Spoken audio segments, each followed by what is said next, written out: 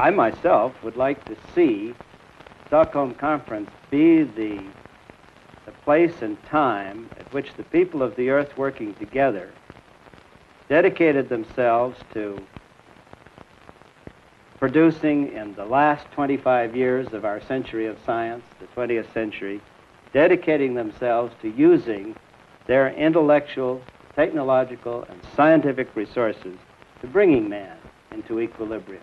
The point of all conferences is that they validate something, they bring it to people's attention, they give it a kind of sanction, and then it's possible for each government and possible for the people of each country to go ahead and act. This is perhaps a first step toward people getting together. After 2 years of intensive preparation, we have placed before the governments of the world a program of action that is really without precedent.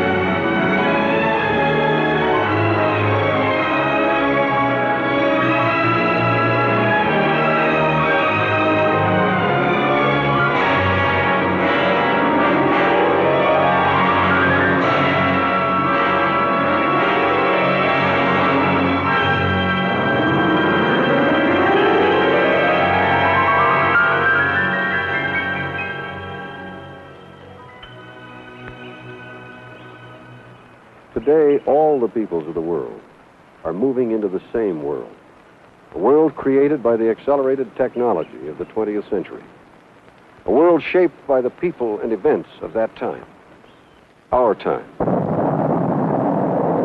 In the 20th century, we reached for the moon and developed the technology to grasp it. We traveled backward in time and saw what our own planet looked like in its primordial beginnings. Although we may travel in space and visit the moon, the Earth is still our home because it's unique, the only accessible planet that can sustain our life. This film is an effort to an understanding of the environmental crisis and its possible cure. We are looking at our Earth. The thin red line running along the outer perimeter is our biosphere. As seen from space, it is the smallest veil of cover, imperceivable and delicate, the only known place in our solar system that can sustain life for man. We cannot exist more than a few thousand feet above our Earth, nor can we yet live beneath our oceans and soil. Most of us exist near sea level. The inescapable fact is that man can exist only in his biosphere. The author of numerous books, Barbara Ward, is Albert Schweitzer Professor of International Economic Development at Columbia University. It is possibly the beginning of an era in which this vision of the planet that you see from the moon a single, alone, full of light, full of life, and the only single planet that's got these qualities, that vision, especially among the young, can mean a redirection of how people think about this problem, because you will not create a community unless you've got some moral commitment. And moral commitment needs some very stern underpinnings, because we ain't moral easy.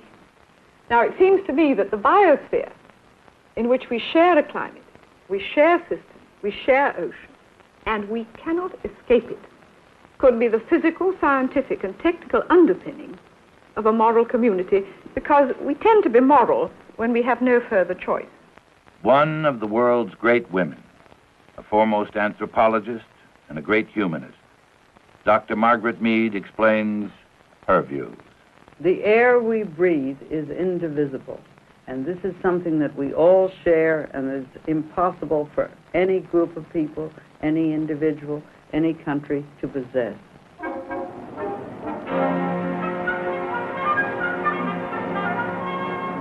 The basic cause of the problem is people.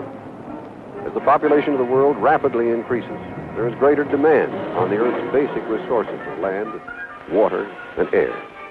This planet's capacity to give sustenance and to absorb and recycle waste is not boundless. And in the next 25 years, the Earth's population will increase more than it has in the last million years. And to the nations of the world, this poses a greater threat than anything we have experienced before. People on every continent, all facing disaster if we don't find a solution for the population explosion that now threatens the world. Because man, like all creatures, needs and depends upon the oxygen, the water, the food that is provided by the self-balancing tendency of nature. And this is being threatened by the technology that makes civilization possible. By our interfering with natural processes, we are destroying the natural environment upon which we all depend. If we do not now take action, drastic action, and develop the wisdom to maintain an environment which is basic to all life, the only answer can be disaster.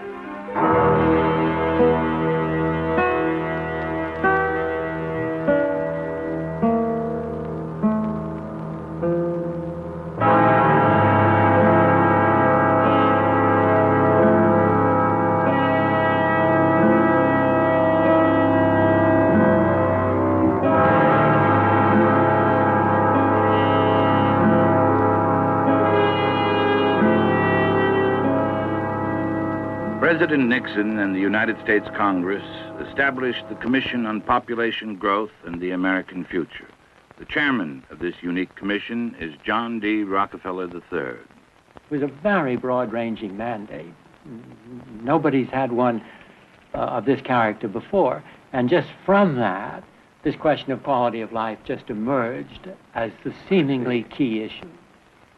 But the main finding was that stabilization of some kind is clearly desirable for the country. Yes, we said that it is recognized that population cannot continue to grow indefinitely. Nobody questions that. And we said from our findings, we felt that now the nation should welcome and plan for a stabilized population. Well, the whole question of pollution, environment, and population came very much to the fore in amazingly rapid time. And President Nixon, in July 1969, made a statement to the Congress exclusively on this question. And I'd like to read just 2 sentences from that statement, as I think it's indicative of his concern in regard to the subject and his recognition of its importance here and around the world. He said, "One of the most serious challenges to human destiny in the last third of this century will be the growth of the population. Whether man's response to this challenge will be a cause for pride or for despair in the year 2000 will depend very much on what we do today." This commission, at the urgent request of President Nixon, and after 2 years of studying the problem, recommended that laws prohibiting abortion be liberalized, that government funds be made available to cover abortion services, and that abortion be covered in health insurance. Families are encouraged to have 2 children, and it is suggested that sex education be widely available. The Population Commission also urges that individual states encourage teenagers to receive contraceptive services and hospitals relax policies concerning voluntary sterility and make it easier to obtain. The Population Commission never advocated abortion as a means to control population. The Commission's report has now been rejected.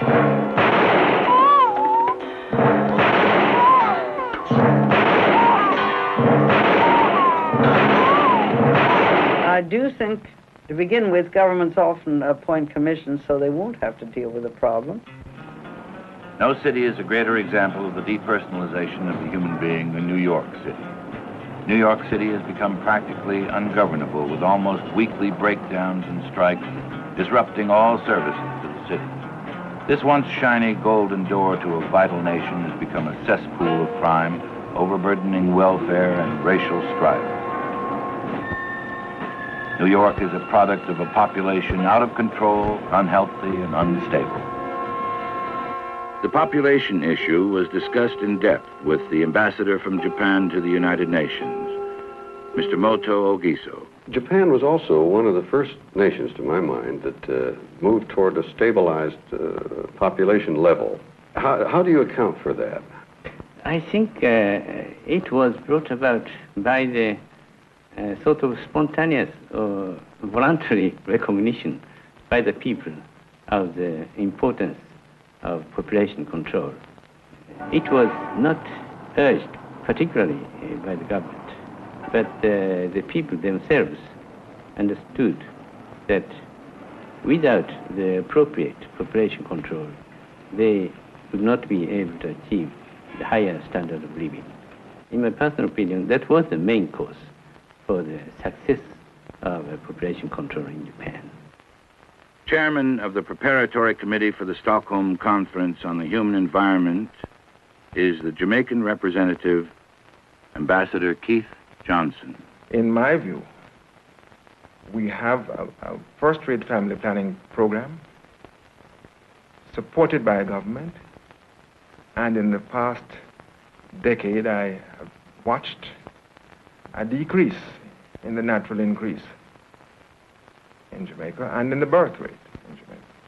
In this whole population question, I think we have to talk first about balance. We want to balance the population, the people that are here at any one time, with the resources at any one time. And we know at the moment we don't have the resources. We don't have the teachers to teach them. We don't have the doctors to care for them. We don't have enough older people to care for them because the older people are still dying. The children we've been saving. And in countries like the United States and Northern Europe, each child at present is responsible for using so much energy and producing so much pollution that this is a danger too.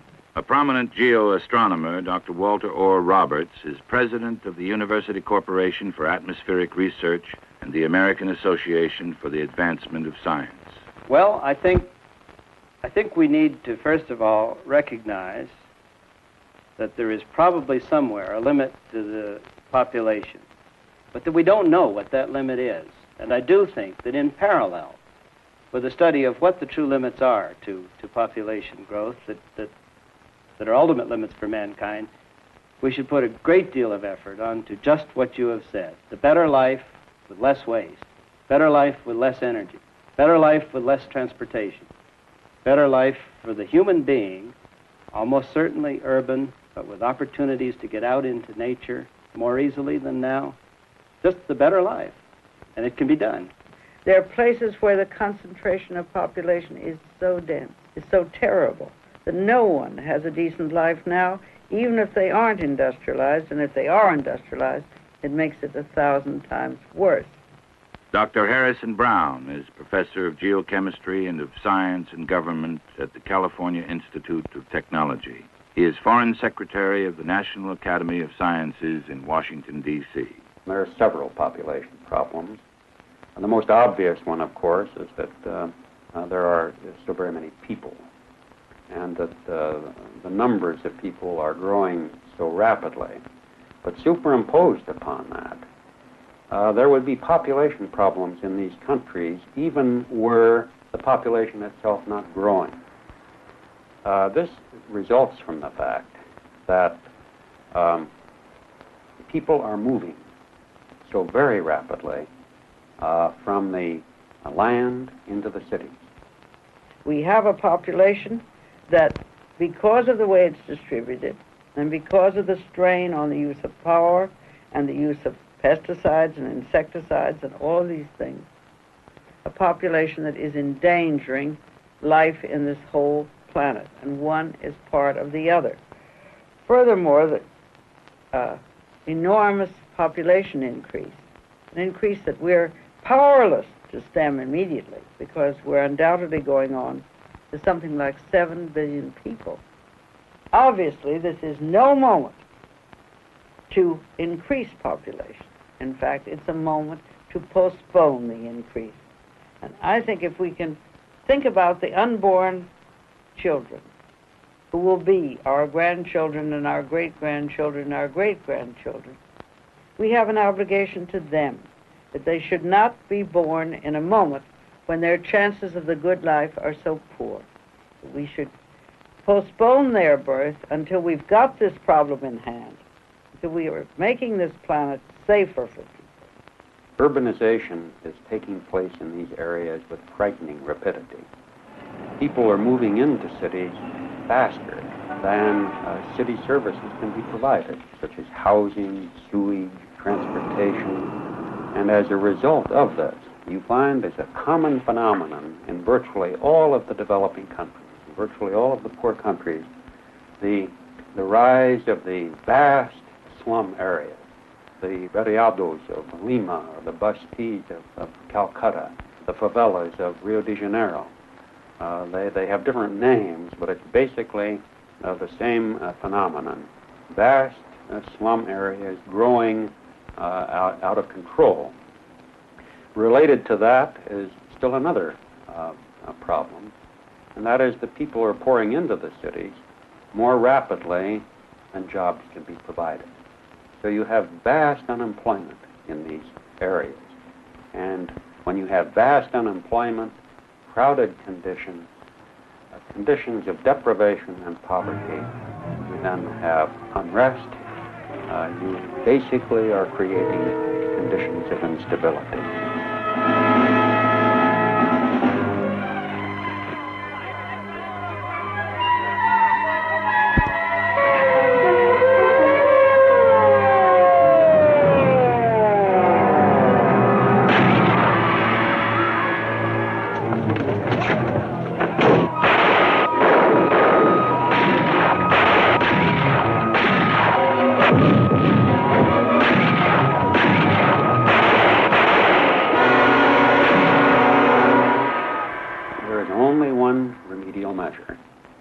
Development.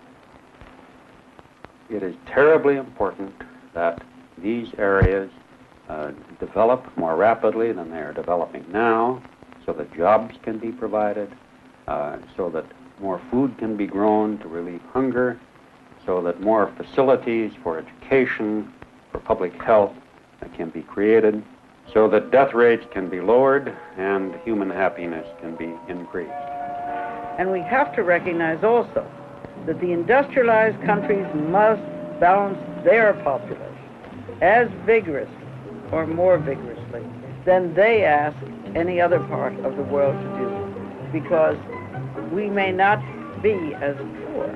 We may be able to feed our populations on beautifully packaged food that's been very carefully set up and is using tremendous amounts of polluting materials to bring that food into our homes. This population increase is endangering the quality of life everywhere. We can take less good care of our children. We don't know how we're going to build houses for enough of them. When you realize that we have to build as many new dwelling units as have ever been built in the history of man, if we're going to house the people that live here now properly. Dr. Rene Dubos, the eminent microbiologist, is recognized as one of the world's foremost scientific humanists and a Pulitzer Prize winner. At the present time, the population in this country and in Europe is increasing at the rate of about 1% a year, whereas the consumption of electric power and the consumption of resources is increasing at the rate of 6% a year. So that even if we were to stop population growth, we are not going to solve our problems unless we do something about the technological enterprise. So first, let me make clear that control of the technological enterprise is just as important as control of population.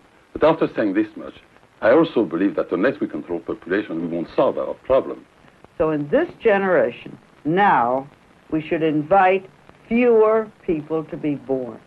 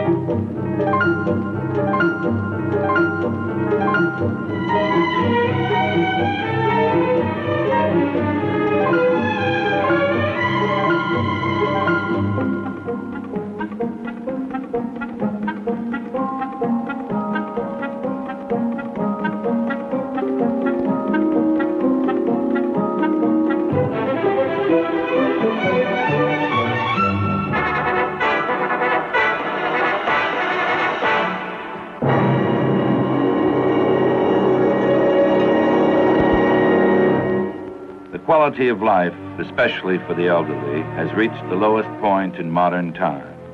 With ever higher and higher living and medical cost, the once bright promise of a golden age in life has become instead a time of despair, hopelessness, and resignation.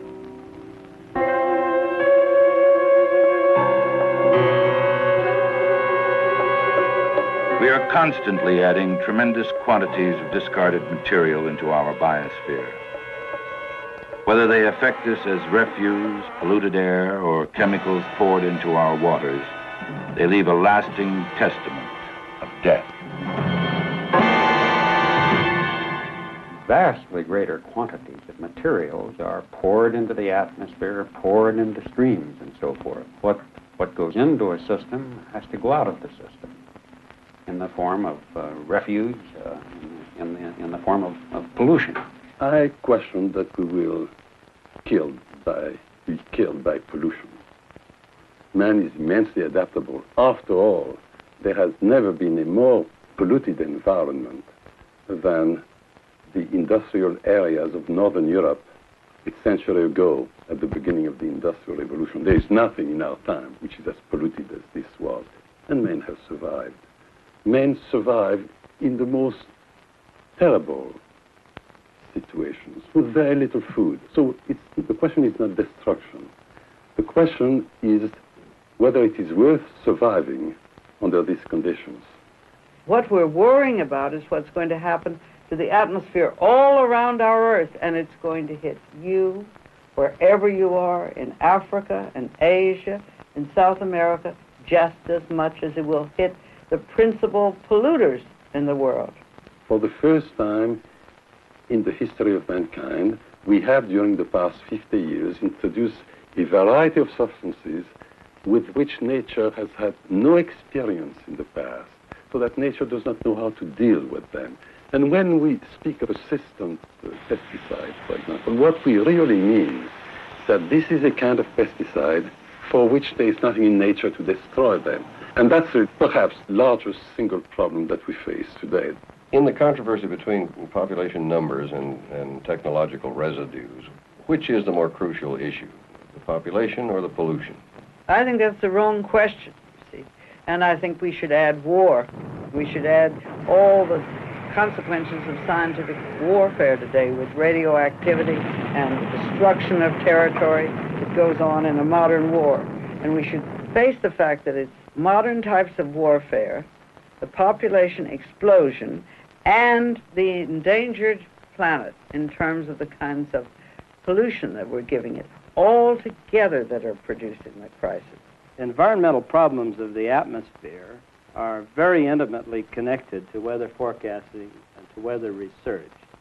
The very same techniques that allow us to assess the distribution of rainfall, cloud cover, and so on, are involved in assessing the fate of atmospheric pollutants, where they'll drift to, what the chemical reactions will be that occur, and in fact what the impact of man's activity will be on the weather itself. And I suspect that one of the very most important studies of the next 2 or 3 decades will be the study of what the added heat pollution, the added dust burden to the atmosphere by man's activities, what that actually does or will do to the climates. So it's very much the same problem. We are looking at an electronic picture created by one of the world's most advanced computers at the National Center for Atmospheric Research in Colorado. Leading scientists believe that the computer may be the key to a new era in global weather forecasting, revealing to us the secrets of the atmosphere and aiding mankind with a 2 to 3 week accurate forecast of the weather throughout the whole world. The benefits from such knowledge in the fields of agriculture, transportation, and recreation are enormous.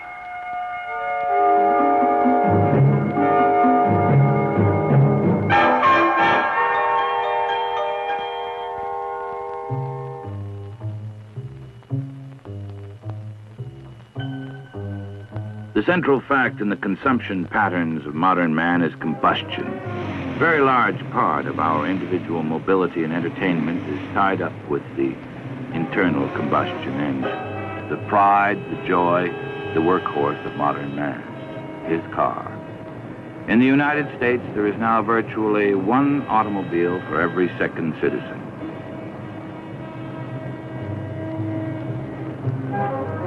We are, in fact, a new species, half man, half automobile. And it is the heavy breathing of our motorized half that poisons the air, destroys the lungs, and creates smog city. Yet cars are clearly the most popular of all consumer durables. They appear in the wake of affluence as man's first technological love. They will not be easily eliminated.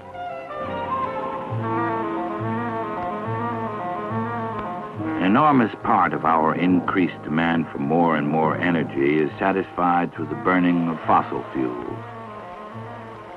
The major problem is with coal. Electricity generation is expected to triple by 1990.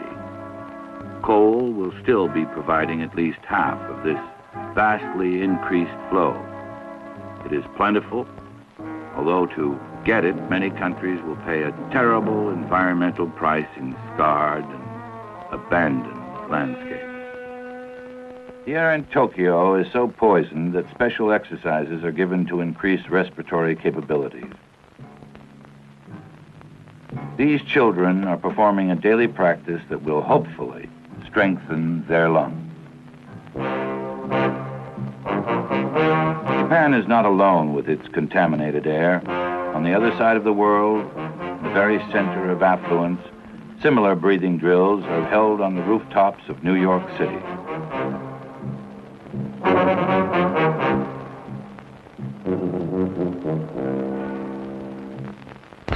Research is accelerating on the effects, especially among the young, of our poisoned air. Bronchial diseases among children are rising at an alarming rate.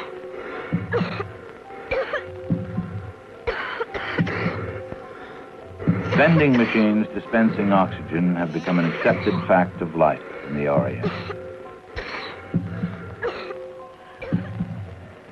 In laboratories, animals subjected to the same mixture of air found in major cities throughout the world have died in a few days.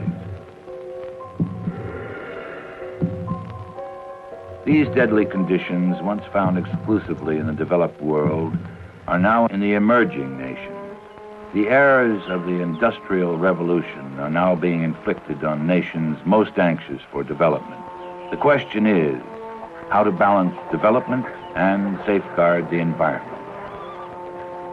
We haven't got the kinds of problems necessarily that the developed countries now experience, but we have our own set of problems. Ms. Ward, how do developed nations properly address themselves to developing nations who have the desire and the right to develop, in cautioning them about harming the environment or adding to the numbers of people? I would suggest that the way in which developed nations can make any kind of case for environmental care for the whole of this planet which we share is by giving an example themselves.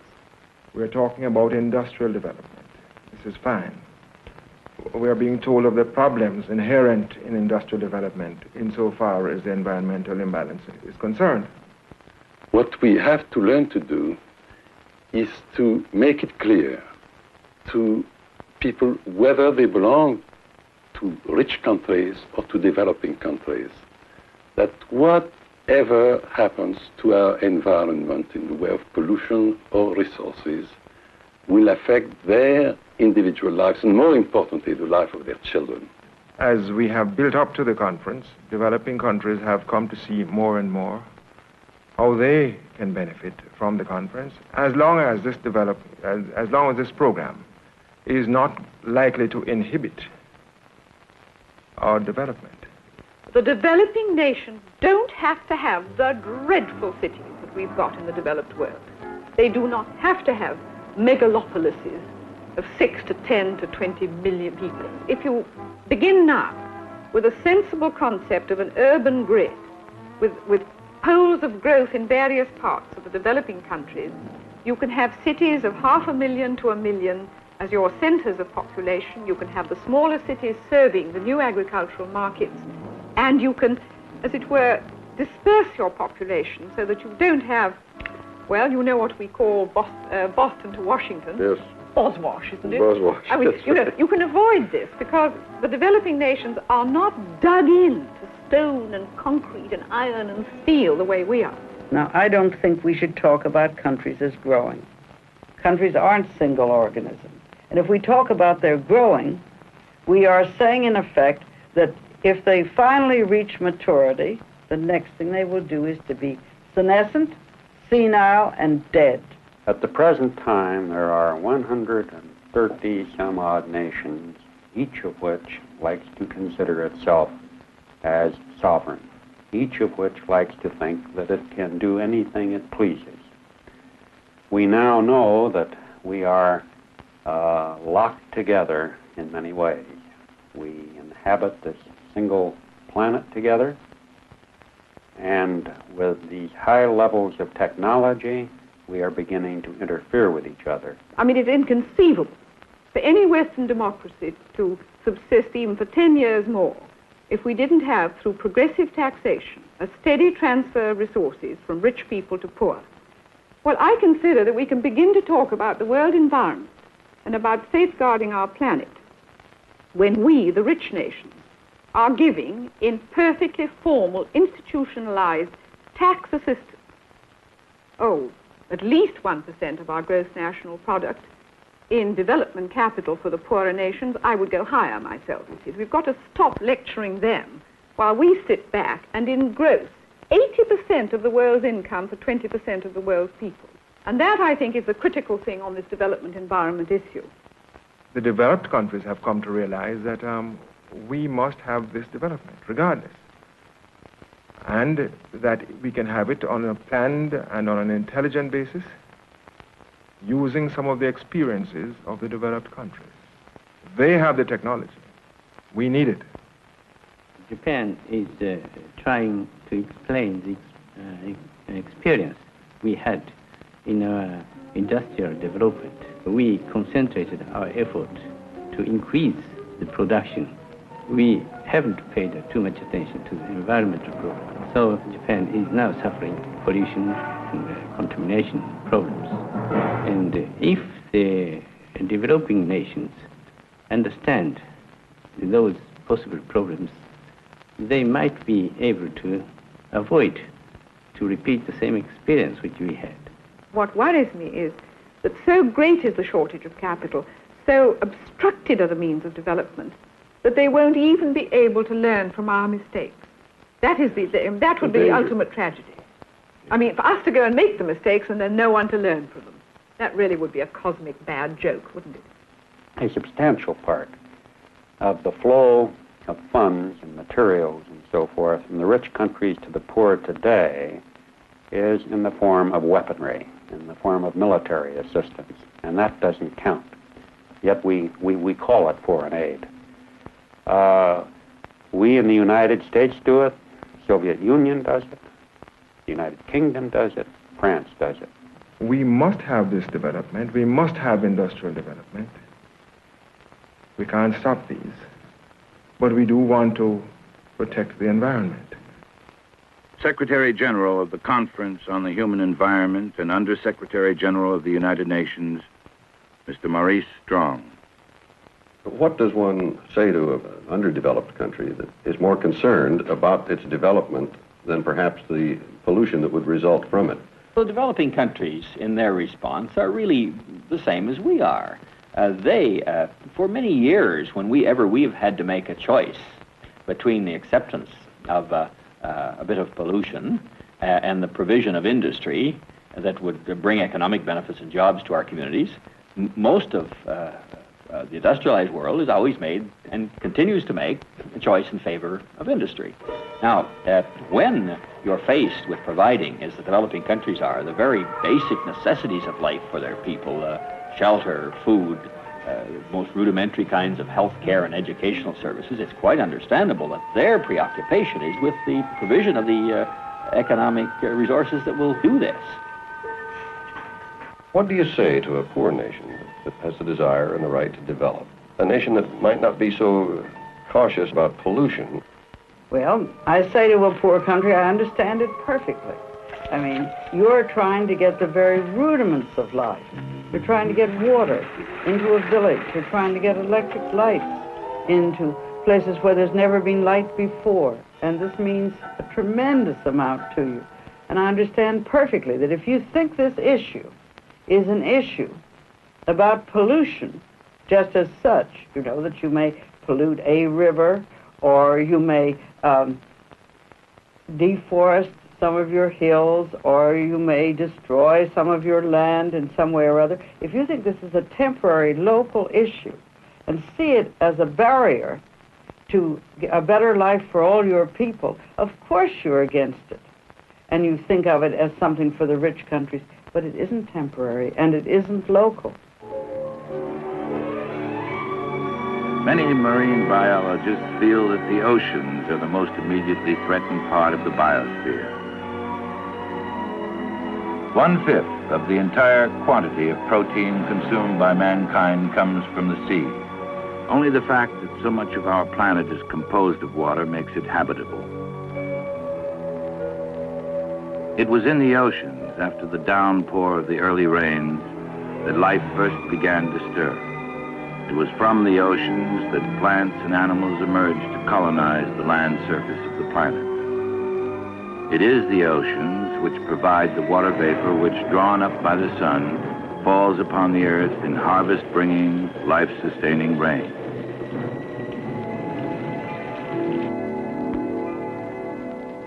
The oceans are the coolants of the tropics, the bringers of warm currents to cold regions, the universal moderators of temperature throughout the globe.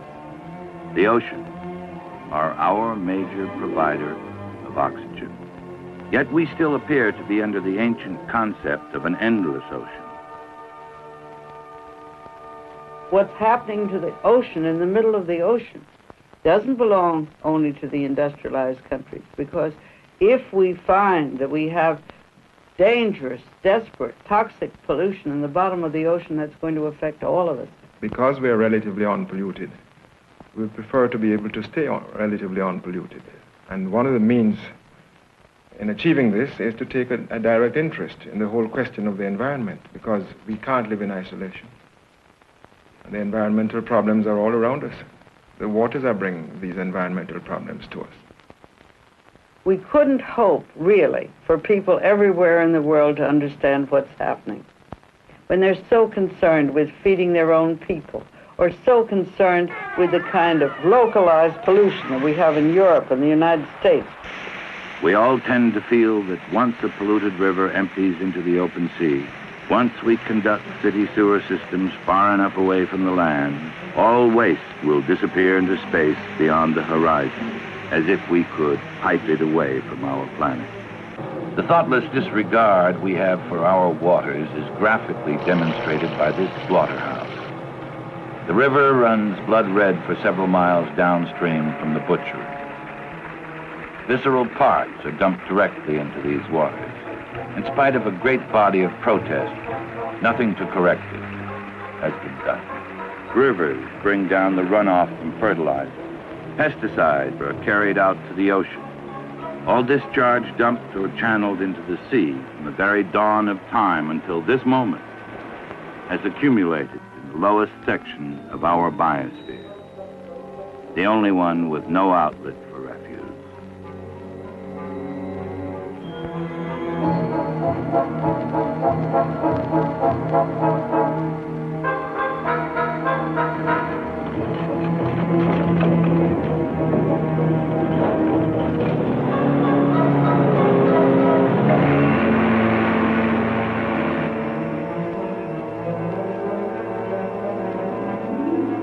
The treatment of raw sewage requires urgent attention.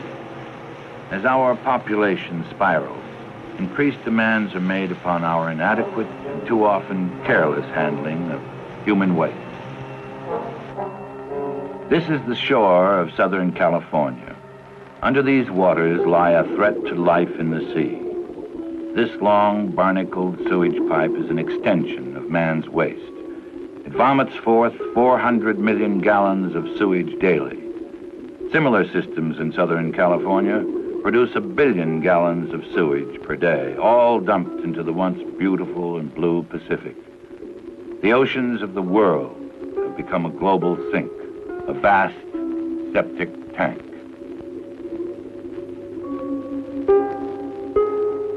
Man uses the whole ocean as a receptacle for unwanted material and waste. We do not know how much they can stand. In coastal areas, we can see and smell a clear and present danger.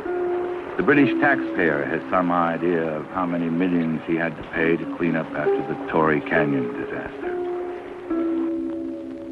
These waters carry a disease that affects 1 person out of every 15 in the world. Bilharzia is caused by a trematode parasite of the human body. All too often, the eggs reach a river or body of water inhabited by snails.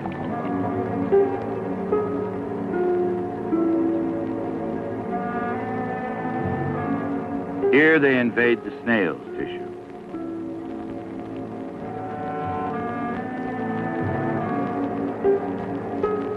Inside the snail, the parasite multiplies rapidly. From the snails emerge cercaria, a minute swimming form of the parasite.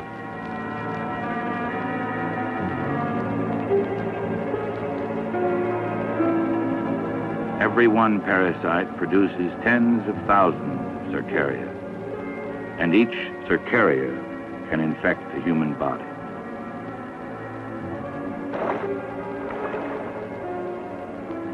In the water, the cercaria bore through the human skin and end up as adult worms in the veins around the walls of the intestine and bladder, and there they lay their eggs. Some of the eggs remain in the body to block and destroy vital organs. Bilharzia has now appeared in the Western Hemisphere. There is a known cure, but a symptom of the disease is lethargy and apathy. To combat Bilharzia, an entire way of life must be changed. Modern technology has been called man's salvation and at the same time man's downfall. It is only in the controlled use of technology that man can hope to survive.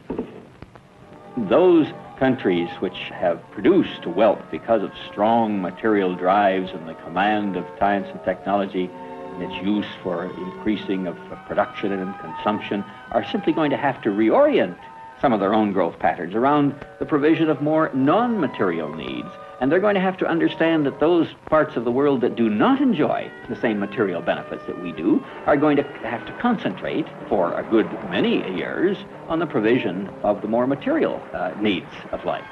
And so that these two things, I believe, are complementary. And they give us a completely new set of reasons for taking a look at the total needs of the people of this world and the total resources which we have, and developing a much more cooperative attitude towards the care of and the use of the world's resources.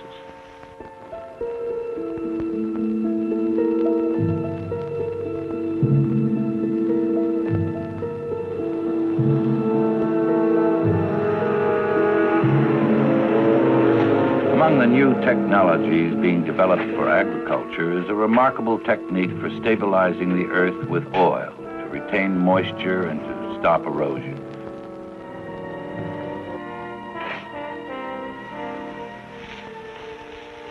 This oil-based mantle has dramatically changed arid desert wasteland, empty since the time of man, into productive fields of life-giving harvest. Agricultural research such as this is being carried on in laboratories throughout the world in an effort to turn the tide in man's search for additional food sources.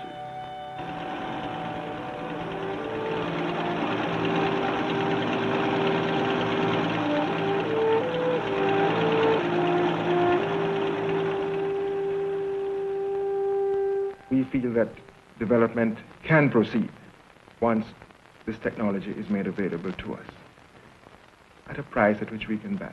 And what we do have to do is put into the hands of the developing countries the levers of power which they can use in bettering their bargaining position with us. We've got to give them better access to our own technologies.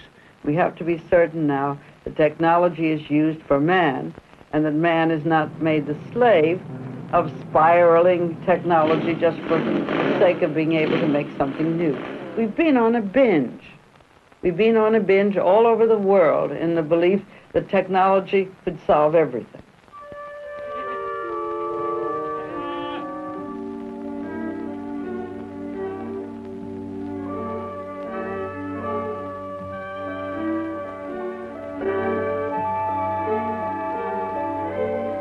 Man's use of technology has often been poorly controlled and often misapplied. These sheep were killed by a toxic accumulation of pesticide transported by undetermined means from an unknown location. Only the lethal results were positively identified. Our problems are soluble from a purely technological point of view. The real question that confronts us is, are they soluble from a human point of view?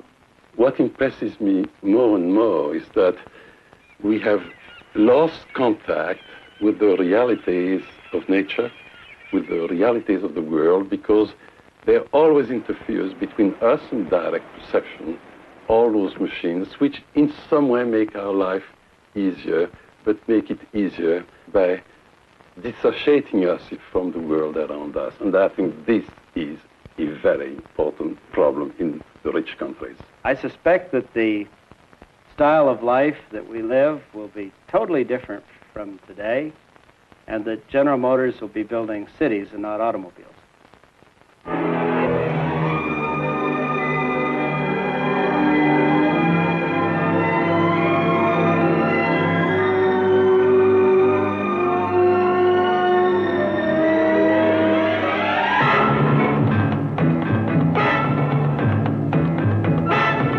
The destruction of our forests and the killing of the habitat so desperately needed by countless species is a crime against nature.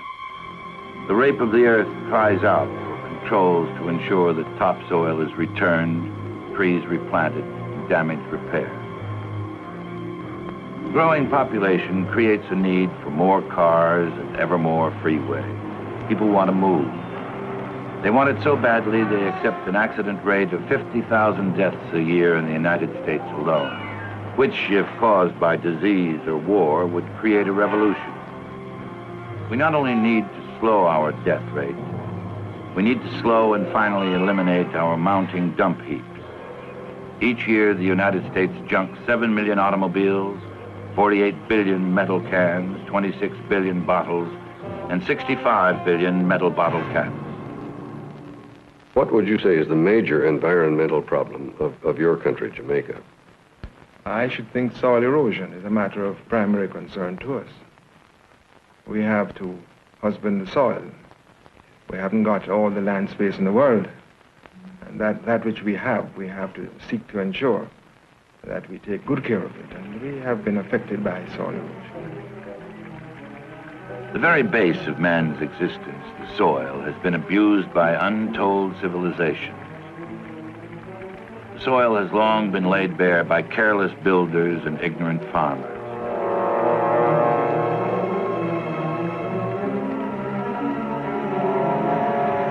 The land has been lost in the downhill rush of rain-driven water. The land has been stripped of its natural cover and passed through the waters to the ocean. Here the erosion settles over the vital coral reefs and quickly smothers and kills these underwater havens of marine life. As if the loss of the soil were not enough, man has added his own waste and sewage to kill even more quickly. This reef, once so full of life, has been totally destroyed by the soil filtered down from many streams and the sewage pumped into this bay off the coast of Oahu. The only life these polluted waters can now sustain is the sludge worm, this scavenger who seems to thrive on refuse.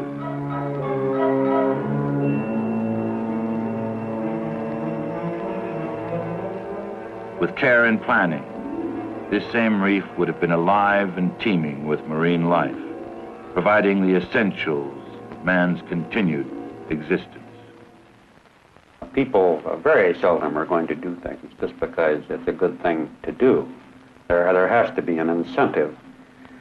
I personally feel that one of the most important incentives that we can have is to increase the price of energy. Energy is ridiculously inexpensive when it comes right down to it.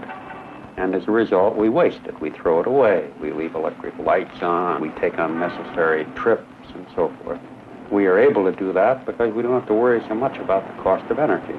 If the cost of energy were doubled, people would think about it more.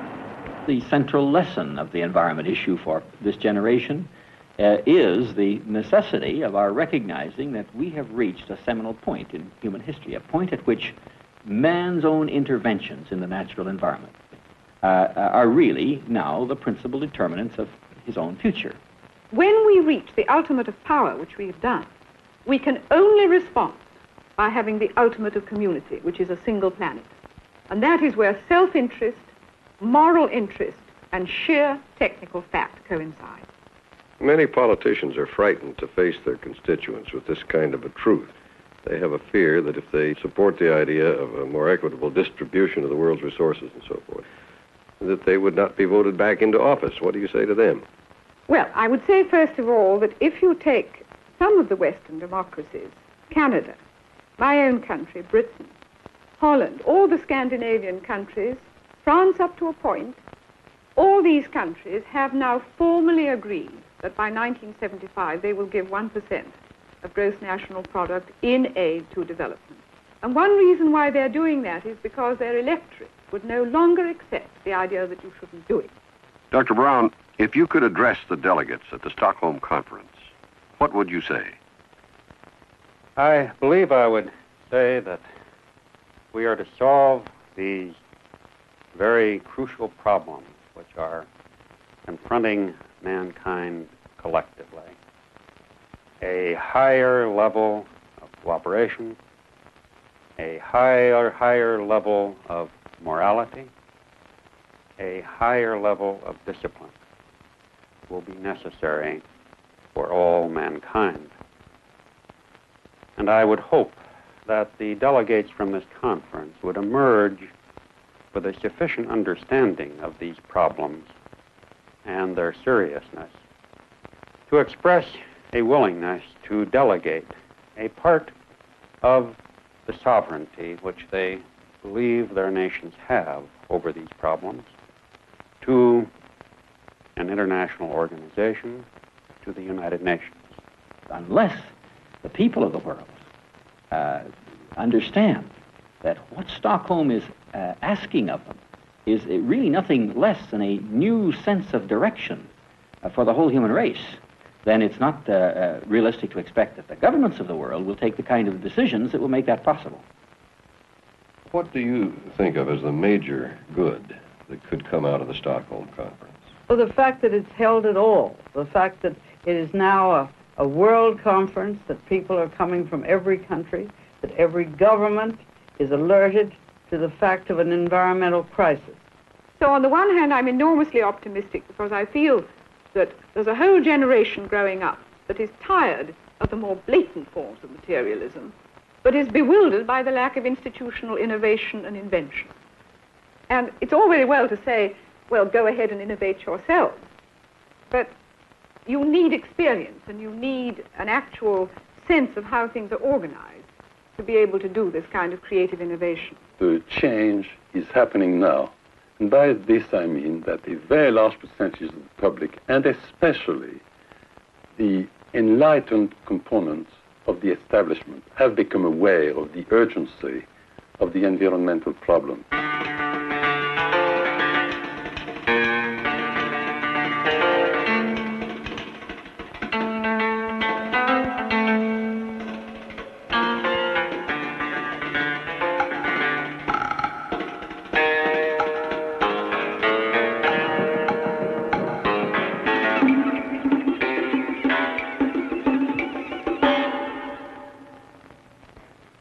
The human is not a simple animal. We have harnessed the power of the atom. We have reached the moon. And yet we do not seem to understand our place on Earth and the natural laws that govern us. It is in the understanding of these laws and action in concord with them that our salvation lies. The salvation of the Earth and our own salvation. There is still time. Hopeful signs are beginning to appear on the international horizon. The recent agreement signed between the United States and the Soviet Union on mutual environmental problems is a large step forward. Only through international cooperation can we hope to correct the crisis facing all mankind.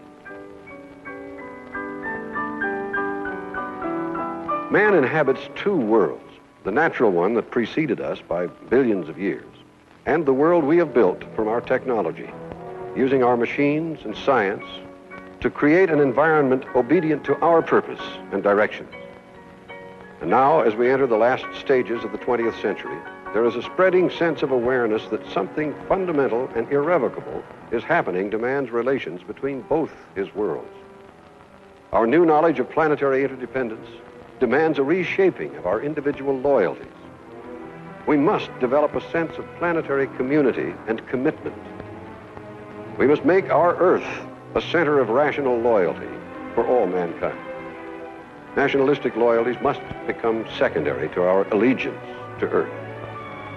We can only hope to survive in all our prized diversity by achieving an ultimate loyalty and devotion to our single, beautiful, vulnerable planet, the Earth.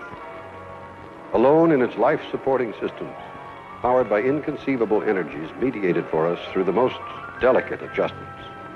Is this not a precious home for all us Earthlings? Is it not worthy of our love? Does it not deserve all the courage and care of which we're capable to preserve it from degradation and destruction? Now, for the first time in the history of man, an international movement is underway. The people of the nations and the nations of the world have joined together to find the answers. This building and the world's representatives hold the solution. We have seen what we've done to bring about the destruction of our Earth. Is it not the time now to cure the disease that we ourselves have created? The answer is in our own hands, in your hands. Don't let this moment in time pass.